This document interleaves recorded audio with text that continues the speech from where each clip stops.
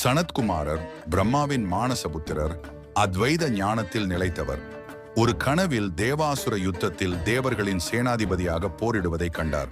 இதன் பொருள் என்ன என்று பிரம்மாவிடம் கேட்டார்.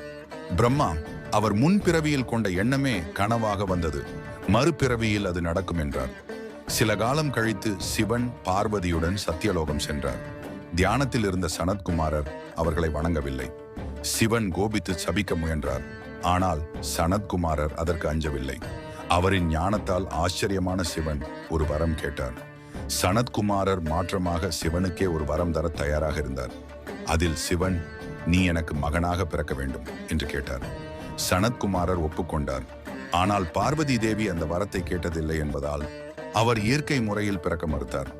இறுதியில் சிவன் வெளிப்படுத்திய தீப்பொறிகள் சரவண பொய்கையில் கார்த்திகை பெண்களால் வளர்க்கப்பட்டு முருகனாக உருவெடுத்து தேவாசுர யுத்தத்தில் தேவர்களின் சேனாதிபதியாக போரிட்டு அசுரர்களை வென்றார்.